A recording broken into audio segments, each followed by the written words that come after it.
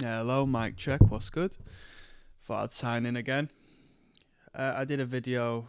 Well, I've only put one video up on this channel, and you know what?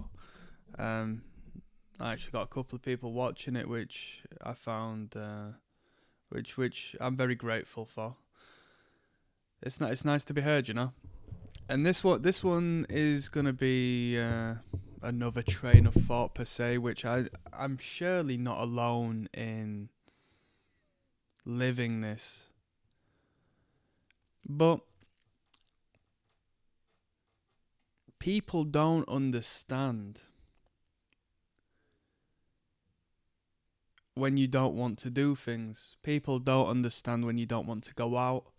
People don't understand when you would rather be alone than around people.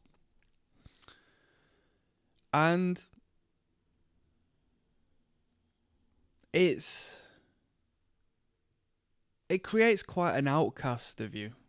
You know, I've always been outside of the social norm per se. I was an only child, and being so, I was blessed with imagination and creativity. But due to that, I was and still are very internalized.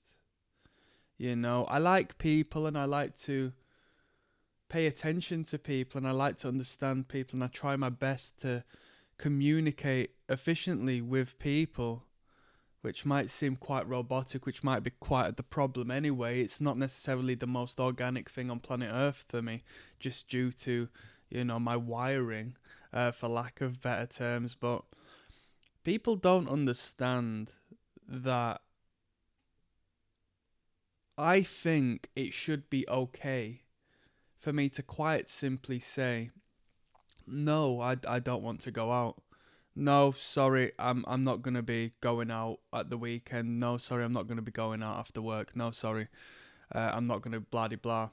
It always comes with some friction, and that friction can translate into a deterioration of friendships or connections and so on and so forth. And it's painful. It's very painful.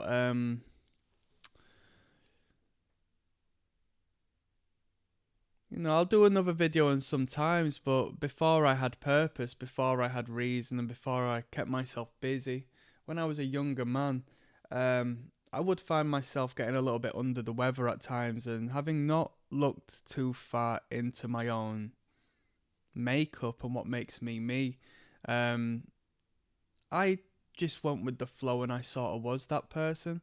And when that energy was reflected in the world around me, the misery that stemmed from me had been reflected off of the people who I thought should have looked after me, but instead they gave me back a mirror of what I was, i.e., telling me I'm a problem and telling me I'm problematic and telling me I'm getting them down. And it would only reinforce the issue and re emphasize a, a guilt of sorts, you know? And it's somewhat alike this in this scenario. I would, you get invited to go places and everybody's very excited to do so. Everybody's excited to communicate, and it might be somewhat of a good event for that person. They're looking forward to it. And the last thing you want to do as somebody who cares for that person, to whichever regard, is just to, you know, not not go with the societal norm and attend. But the reality is, I've lived a life long enough to know that if I am to attend the event, I'm going to bring the energy down because I'm already perceiving it through the lens of not wanting, through the lens of it being a drain to me, through the lens of it being what some may call anxiety inducing. And this is where it knocks onto another topic, and that is one of, I meet so many people who talk about having anxiety, and most definitely they might do, but it might be a different kind of anxiety to what I experience, because these people go out and these people invite me out, and then when I say no, they say, "Oh, you never come out. Oh, you never blah de blah." And I say, "Well, surely you should understand out of everyone, right?"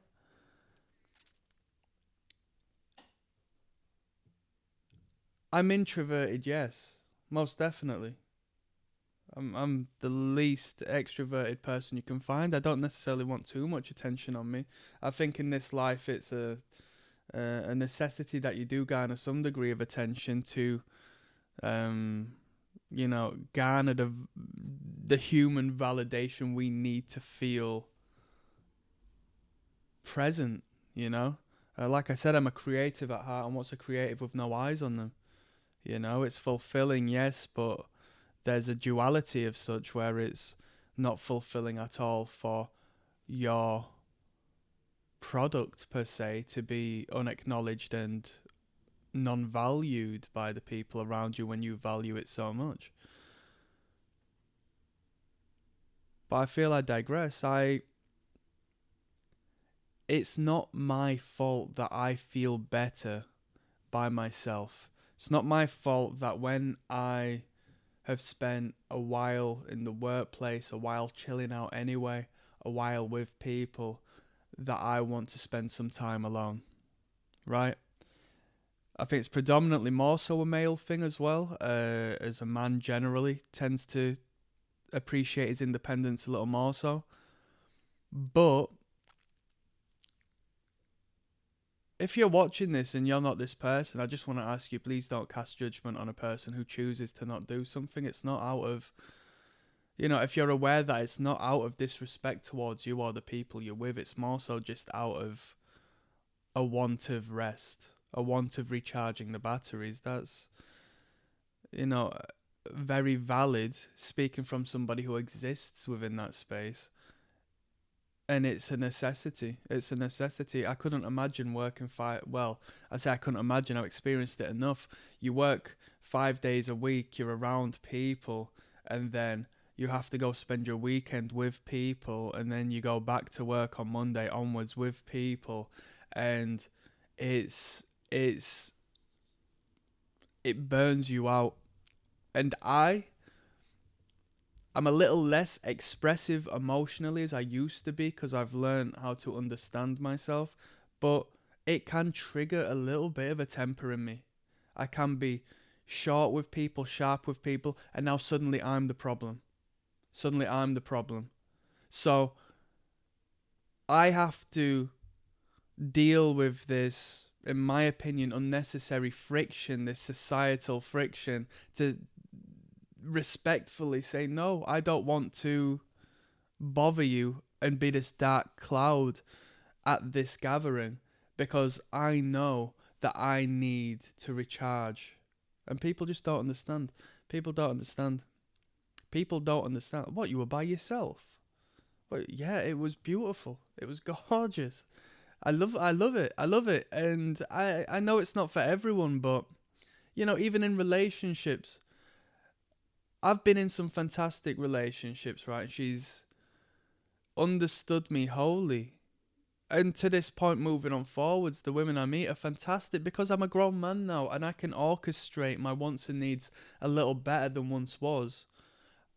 Unfortunately, babe, I don't want to be glued onto you because I can't accentuate and concentrate my valuable attention towards you when I've got other stuff in my head and I need to be elsewhere. That's just the reality of it. And generally speaking, that's respected because it's no, we don't have to deal with no outbursts. We don't need to deal with no, depressive stuff. That's irrelevant. It's pointless. But it is a necessity. And I don't think it's highlighted enough. I don't think it's spoken about enough. These kids who want to spend time alone, they're looked at as problematic. They're looked at as weird. And maybe it is weird in the social norm, but to cast judgment on these people only emphasizes and makes the issue worse because it makes that person feel bad for being themselves. It makes that person feel bad for having to face the same old. When you say, no, I'm not coming out this weekend. Oh, why not? You never come out. And then before you know it, you're never asked out again. So it's a double-edged sword, because then you are outcasted just due to the fact you'll never be asked out again, because people will take it for granted that you never come out. And then you will think, why does nobody ask me out? Well, of course, that's the reason nobody asks you out. You brought it upon yourself, but you're now cut off of the tribe, you know, for not being as socially active, for not being this social butterfly, for not finding fun in chitter chatter with the people. I'm not too fussed. I'm not too fussed. I've got purpose. I've got reason. I want to talk to people about stuff that essentially serves as a building block for me at this point. I love you to bits, but I would rather spend time on myself and work on myself. That's the be all and end all. And if you can't accept that, then it's just the story of my life, innit? That was a little train of thought. I'm signing out.